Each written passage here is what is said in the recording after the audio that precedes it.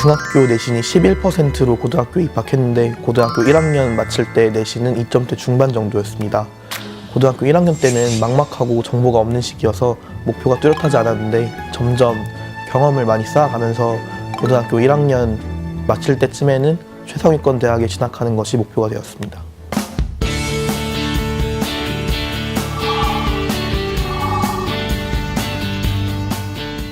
고등학교 1학년 때는 문제를 무작정 푸는 것보다는 개념을 먼저 확충하는 것이 중요하다고 생각하여서 개념 수업 위주로 개념 공부를 많이 했던 것 같습니다.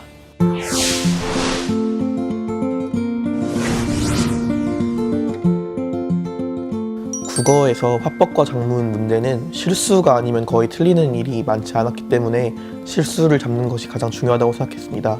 그래서 많은 문제를 풀어보면서 어떤 부분에서 실수가 나는지 정리해 보았고 그런 부분을 실수하지 않도록 반복해서 복습하는 것을 중요하게 생각했습니다.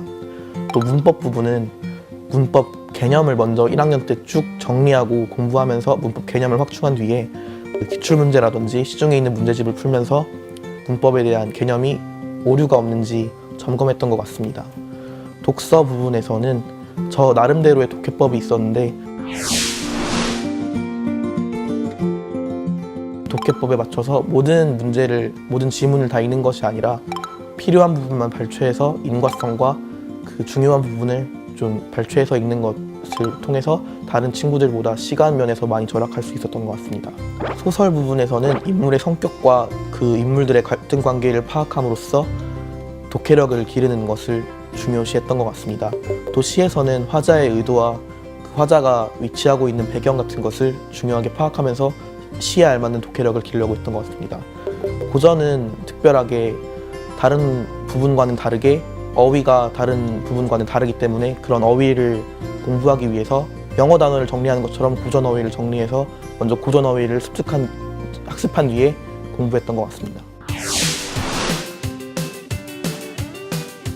수학 역시 1, 2학년 때는 개념 확충에 시간을 많이 투자했던 것 같습니다. 개념서를 보면서 먼저 올바른 개념이 무엇인지 탐구하였고 또 개념이 확충된 2, 3학년 때는 기출문제나 EBS 연기교재를 풀이하면서 개념을 점검하였는데 특히 풀이를 노트에 쭉 적어보고 그 풀이의 장단점을 비교해보는 방법으로 풀이를 점검해 나가니까 점점 더 풀이가 정확해지고 오류가 적었던 것 같습니다. 영어는 듣기 부분은 실수를 줄이기 위해서 연기교재 듣기를 CD를 통해서 많이 듣고 또 문제를 풀어보면서 좀 듣기의 실수를 줄이려고 노력했던 것 같습니다. 주제, 요지, 주장, 제목은 앞 세 문장에서 화자가 말하고 있는 의도와 그 글의 소재가 드러나 있다고 생각했기 때문에 그것을 꼼꼼히 파악하고 글을 통해서 주제를 파악하려고 노력했던 것 같습니다. 그 주제가 곧 답과 연결되었다고 생각하여서 문제를 풀었습니다. 또 문법은 국어와 마찬가지로 먼저 문법을 1학년 때 쭉 확충한 뒤에 그 확충한 개념을 가지고 문법 문제를 푸니까 더 도움이 되었던 것 같습니다.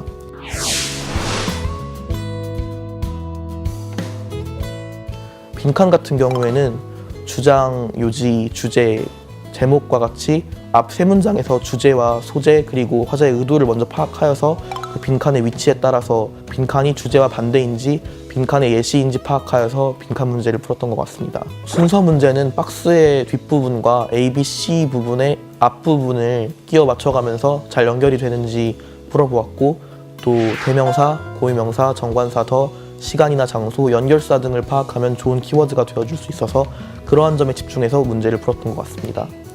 문장 삽입 부분은 1, 2, 3, 4, 5번 뚫려있는 부분에 앞뒷 문장을 비교하면서 보면 어색했던 부분을 찾아내면 그 사이에 문장이 들어가는 것이 맞기 때문에 그러한 관점에서 문제를 풀었던 것 같습니다. 스피드 있게 정확하게 푸는 것이 가장 중요했기 때문에 정확도와 속도에 초점을 맞추고 풀었던 것 같습니다.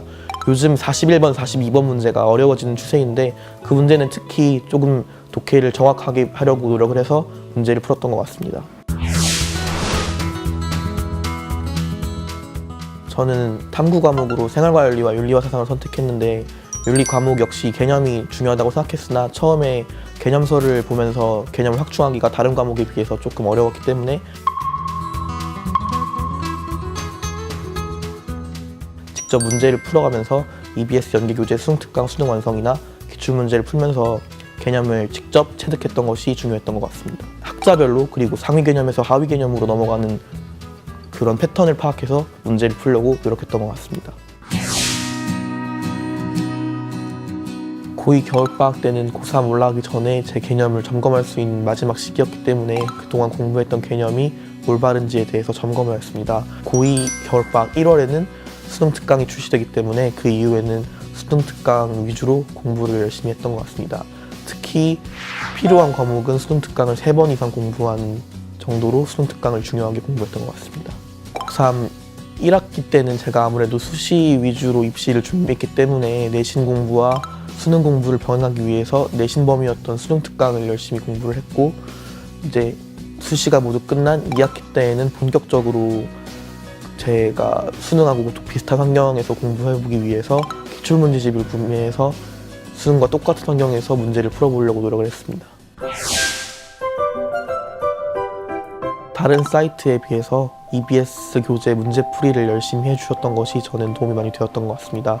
특히 EBS 교재에 나타나 있는 문제 코드를 사이트에 입력하면 여러 선생님의 강의를 비교해보면서 들을 수 있었기 때문에 도움이 많이 되었던 것 같습니다.